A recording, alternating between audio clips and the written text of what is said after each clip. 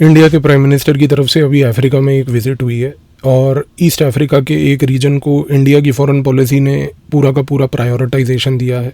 आप Indian foreign policy और international relations GS means paper 2 के पर्सपेक्टिव से इस डिबेट को समझ लीजिए कि इंडिया ने ईस्ट अफ्रीका को प्रायोरिटी क्यों दी और हमारा वहाँ पे ऑब्जेक्टिव क्या है। आज के इस वीडियो में इसी चीज़ को हम लोग समझने की कोशिश करेंगे। सबसे पहली चीज़ ये है कि ईस्ट अफ्रीका का जो रीजन है वहाँ पर चाइना का जो प्रेजेंस है और दबदबा है वो काफ़ी बढ़ चुका है।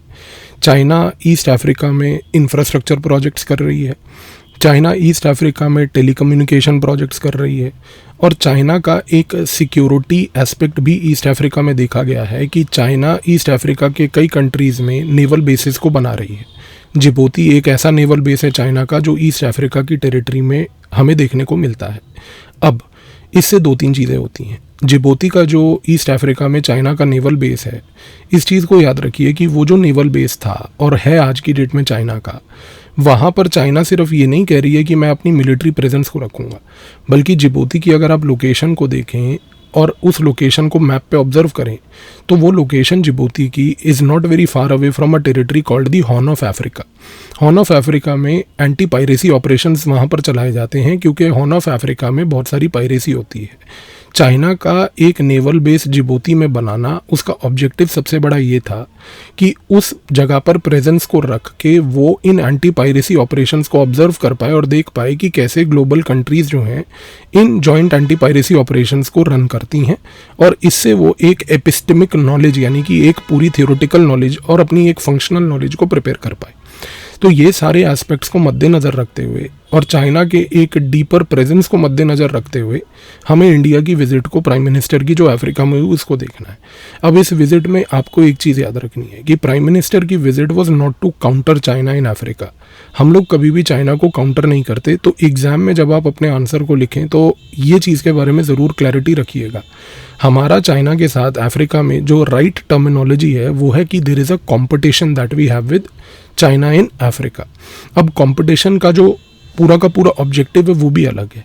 चाइना का जो अगर आप नज़रिया देखें अफ्रीका को लेके, तो चाइना का नज़रिया अफ्रीका को लेके ये है कि वो एक अफ्रीका को न्यू कॉलोनियल नज़र से देखती है कि वो चाहती है कि अफ्रीका की टेरिटरी में जितने भी रिसोर्सेज हैं उनको किसी ना किसी तरीके से निकाल के लिया जाए जिससे कि चाइना की ग्रोथ को और आगे बढ़ाया जाए।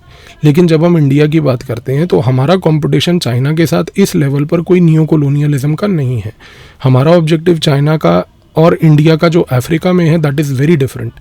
हम अफ्रीका इसलिए जाते हैं ताकि हम अफ्रीका के नंबर 1 अंदर जाकर अफ्रीकन्स के हिसाब से, उनकी नीड्स के हिसाब से डेवलपमेंट कर पाएँ।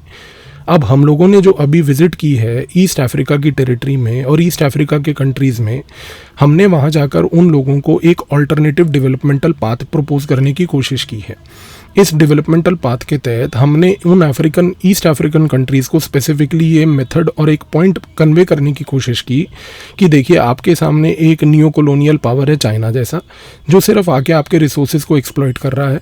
उन रिसोर्सेज को ले जाने के लिए वो किसी भी प्रकार के इंफ्रास्ट्रक्चर प्रोजेक्ट्स को बनाता है और ये इंफ्रास्ट्रक्चर प्रोजेक्ट्स इवेंचुअली उसी को बेनिफिट देते हैं, आपको फ़ायदा नहीं देते। इंडिया ने यहाँ पर जाके ईस्ट अफ्रीका में एक डेवलपमेंटल लेवल पर एक ऑल्टरनेटिव थीसिस प्रोवाइड की है। इस ऑल्टरनेटिव थीसिस के तहत इंडिया ने ये बात कम्युनिकेट की कि जब आपको किसी प्रकार की कोई भी डेवलपमेंटल सहायता चाहिए जिसमें फ़ायदा आपका हो, आप हमें बताइएगा। तो नंबर 1 प्लीज़ इस चीज़ को समझ लीजिए कि इंडिया का ईस्ट अफ्रीका में एक डेवलपमेंटल डिप्लोमेसी का टेम्पलेट यहाँ पर प्रैक्टिस किया गया।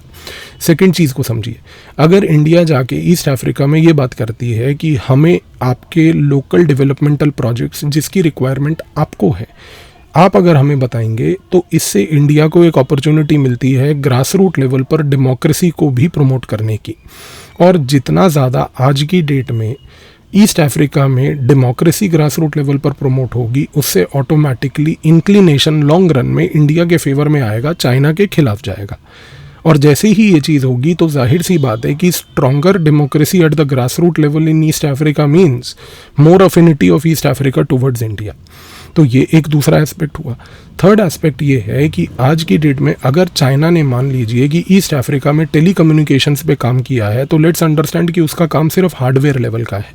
हार्डवेयर लेवल का मतलब ये होता है कि उसने हार्डवेयर प्रोवाइड किया, इस हार्डवेयर को प्रोवाइड करके टेलीकम्युनिकेशन नेटवर्क्स बिछाए, उसने टेलीफोन्स दिए, इंटरनेट दिया। लेकिन इंडिया यहाँ पर जाकर एक सॉफ्ट लेवल पर टेलीकम्युनिकेशन गेम खेल रही है। ईस्ट अफ्रीका में अब हमारा ऑब्जेक्टिव ये है कि नंबर 1 ईस्ट अफ्रीका में हम यूपीआई पेमेंट्स को प्रमोट करें। हमने यूपीआई इंटरफेस को ईस्ट अफ्रीका को प्रपोज किया है कि इससे फाइनेंशियल इंक्लूजन बढ़ सकती है, आपके लोकल बिजनेसेस को बढ़ावा मिल सकता है और लोकल बिजनेसेस जो हैं वो इवेंचुअली आपकी पूरी इकोनॉमी को ग्रो करने में मदद कर सकते हैं। तो अंडरस्टैंड द फैक्ट, इंडिया का जो ये प्रोजेक्ट है यूपीआई इंटरफेस को प्रमोट करना, इस प्रोजेक्ट से इंडिया ने ईस्ट अफ्रीका में अगेन एक ऐसी पॉलिसी की है जिससे कि we are able to touch the lives of the local people. And again this strengthens the second point जो मैंने आपको अभी बताया, विच इज़ द डेमोक्रेसी वाला पॉइंट। सो ये चीज़ को जरूर याद रखिएगा। अब आते हैं फोर्थ एस्पेक्ट पे। फोर्थ एस्पेक्ट इंडिया की प्रेजेंस का जो अभी हाल ही में हमारे प्राइम मिनिस्टर की तरफ से जो विजिट हुई वो ये है कि ईस्ट अफ्रीका की जो पूरी कोस्ट है वो पूरा का पूरा एरिया इंडियन ओशन में आज की डेट में पाया जाता है। और आप सभी को पता है कि इंडिया एक बहुत ही इम्पॉर्टेंट इंडो पैसिफिक का क्रूशल एक्टर है। और क्योंकि यूएसए के लिए आने वाले समय में ट्रंप एडमिनिस्ट्रेशन के लिए भी इंडो पैसिफिक एक बहुत फोकस एरिया होने जा रहा है, क्योंकि ट्रंप एडमिनिस्ट्रेशन ने अपनी प्रायोरिटी ऑलरेडी कम्युनिकेट कर दी है कि Russia and Ukraine is not the problem for us, Israel Hamas is not the problem for us, the bigger problem for us is to tackle China. तो जाहिर सी बात है कि आने वाले समय में नंबर 1 कि अमेरिका की तरफ से आप देखेंगे कि next year onwards once Trump finally takes over कि इंडो पैसिफिक रेल्म को बढ़ावा दिया जाएगा। इस कॉन्टेक्स्ट में considering that India is one of the principal players of Indo Pacific, एक चीज़ जरूर तय है कि इंडिया इंडो पैसिफिक को आज की डेट में इस इंडियन ओशन के एरिया में एक्सटेंड करके ईस्ट अफ्रीका को भी एक क्रूशियल पार्टनर के नज़रिए से देखना चाहती है। तो आज इंडिया का ये प्रेजेंस ईस्ट अफ्रीका में, ईस्ट अफ्रीका का इंडियन ओशन के सामने जोग्राफिकल प्रॉक्सिमिटी होना, इंडो पैसिफिक लेवल पर इंडिया और अफ्रीका को एक दूसरे के साथ लाती है। Last but not the least, conclude करते हुए मैं आपको फाइनल ये पॉइंट बोलूँगा कि ईस्ट अफ्रीका में जाने के बाद हमने अपनी तरफ से एक बहुत इंपॉर्टेंट मैसेज को ये दे दिया है अफ्रीका को पूरे, कि अभी तक हम लोग आपको ईस्ट अफ्रीकन्स को सिर्फ एक ग्रेट फ्रेंड समझते थे, लेकिन अब आप इस विज़िट के बाद और इस विज़िट में जो हमने एक फ़िलोसॉफिकल प्रीमाइस रखा आपके सामने, उसके तहत अब आप हमारे लिए सिर्फ एक ग्रेट फ्रेंड नहीं बल्कि एक ग्रेट प्रायोरिटी हैं। आज इस ग्रेट प्रायोरिटी में आपका डेवलपमेंट, आपका इंडो पैसिफिक में एक पॉजिटिव रोल प्ले करना और आपका लोकल बिजनेसेस के अंदर यूपीआई इंटरफेस के थ्रू, टेक्नोलॉजिकल इंटरवेंशंस के थ्रू आपके बिजनेसेस को बढ़ावा और प्रमोशन देना, ये हमारे लिए प्रायोरिटी है। तो आई होप इस छोटे से वीडियो के बाद प्राइम मिनिस्टर की जो अफ्रीका की विज़िट हुई, उस विज़िट के पीछे का क्या जियोपॉलिटिक्स था, उस विज़िट के पीछे का एग्ज़ाम के पर्पस से आपको जो पॉइंट्स को दिमाग में रखना है वो अब आपको क्लियर हो गया होगा। कोई डाउट हो तो वीडियो के नीचे कमेंट में ज़रूर लिखिएगा, I will try to answer that doubt. कोई वीडियो का रिकमेंडेशन देना हो, if you want me to make another video on any specific topic more, do let me know in the comments, I will definitely do that. Thank you.